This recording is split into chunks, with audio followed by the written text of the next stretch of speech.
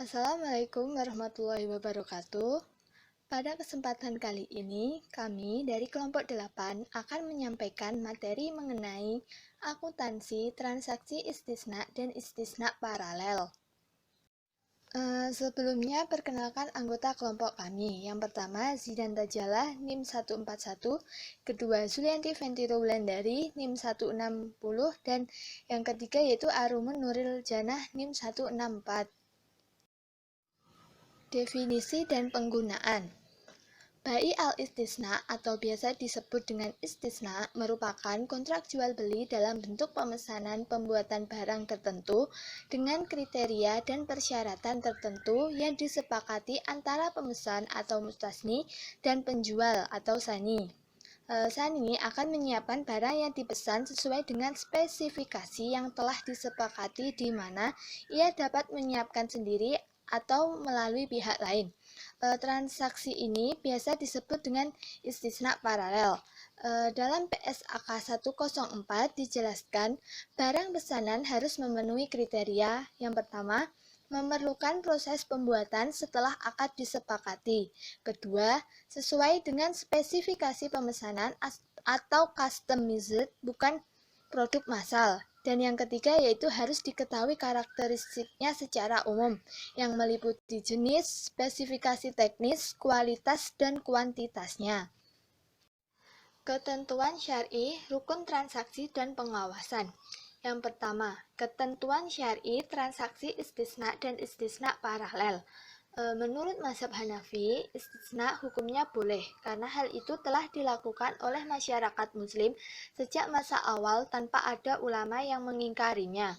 Ketentuan syar'i transaksi istisna diatur dalam fatwa DSN nomor 6/DSN MUI/4 Romawi/2000 tentang jual beli istisna, dan diatur juga dalam fatwa DSN nomor 22/DSN MUI/3 Romawi/2002 tentang jual beli istisna paralel.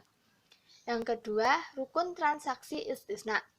Rukun transaksi istisna meliputi A. Transaktor, yakni pembeli atau mustasni, dan penjual atau sani. Yang B. Objek akad, meliputi barang dan harga barang istisna.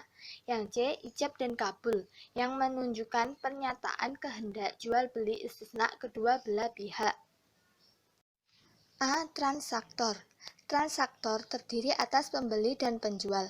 Kedua transaktor disyaratkan memiliki kompetensi berupa akil, balik, dan kemampuan memilih yang optimal seperti tidak gila, tidak sedang dipaksa, dan lain-lain yang sejenis. Adapun untuk transaksi dengan anak kecil dapat dilakukan dengan izin dan pantauan dari walinya. B. Objek istisna. Harus memenuhi ketentuan, antara lain yaitu yang pertama harus jelas spesifikasinya, kedua penyerahannya dilakukan kemudian, ketiga waktu dan tempat penyerahan barang harus ditetapkan berdasarkan kesepakatan, keempat pembeli atau mustasni tidak boleh menjual barang sebelum menerimanya, 5. Tidak boleh menukar barang kecuali dengan barang sejenis sesuai kesepakatan. Yang keenam, memerlukan proses pembuatan setelah akad disepakati, dan yang ketujuh, barang yang diserahkan harus sesuai dengan spesifikasi pemesanan, bukan barang massal. C. Ijab dan qabul. Pelafalan perjanjian dapat dilakukan dengan lisyan, isyarat bagi yang tidak bisa bicara. Tindakan maupun tulisan bergantung pada praktik yang lazim di masyarakat dan menunjukkan keridhoan satu pihak untuk menjual barang istisna dan pihak lain untuk membeli barang istisna. Menurut PSAK 104, paragraf 12, pada dasarnya istisna tidak dapat dibatalkan kecuali memenuhi kondisi: 1. Kedua belah pihak setuju untuk menghentikannya. Kedua, akad batal demi hukum karena timbul kondisi hukum yang dapat menghalangi pelaksanaan atau penyelesaian akad. Rukun transaksi istisna paralel.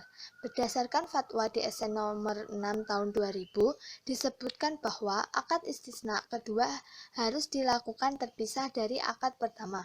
Adapun akad kedua baru dilakukan setelah akad pertama sah. Rukun-rukun yang terdapat pada akad istisna pertama juga berlaku pada akad istisna kedua. Ketiga, pengawasan syariah, transaksi istisna dan transaksi istisna paralel. Untuk memastikan kesesuaian syariah terhadap praktik jual beli istisna dan istisna paralel, DPS biasanya melakukan pengawasan syariah secara periodik.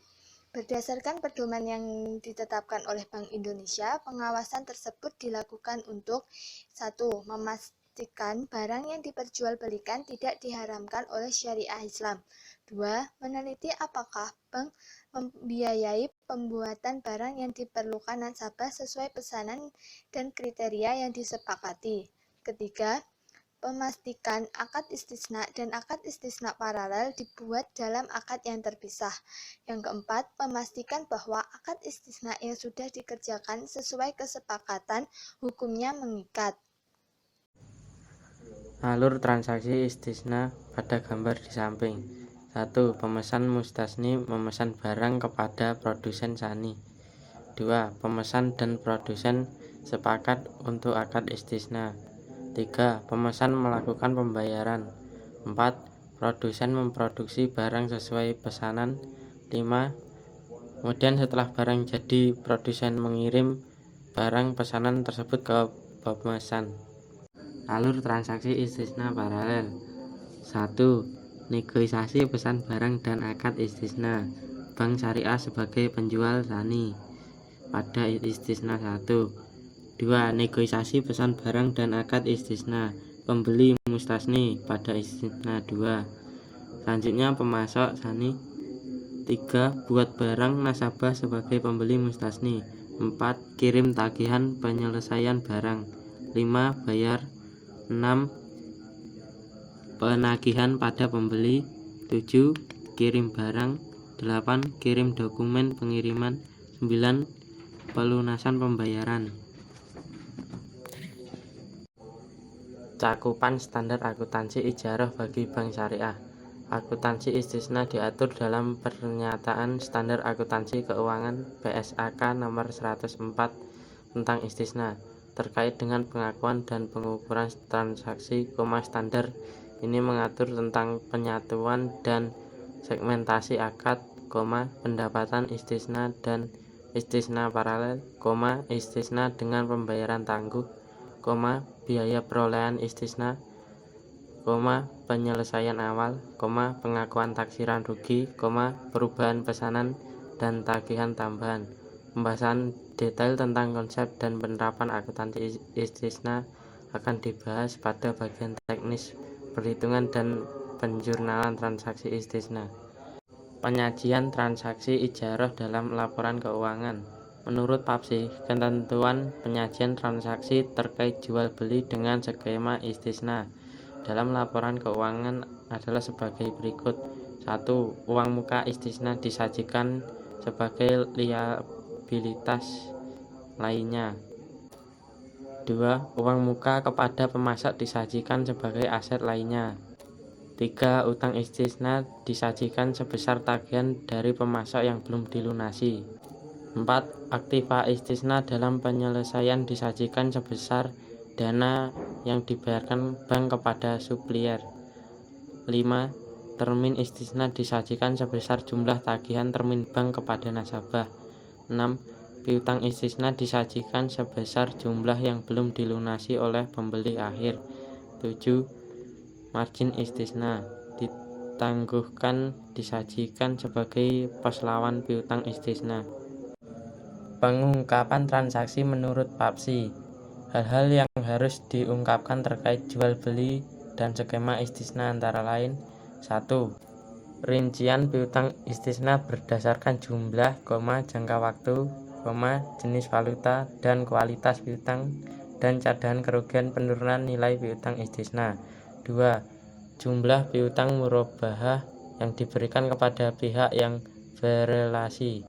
3. Kebijakan akuntansi yang dipergunakan dalam pengakuan pendapatan, cadangan kerugian, penurunan nilai, penghapusan dan penanganan piutang istisna yang bermasalah. 4. Besar piutang istisna, baik yang dibiayai sendiri oleh bank maupun secara bersama-sama dengan pihak lain sebesar bagian pembiayaan bank.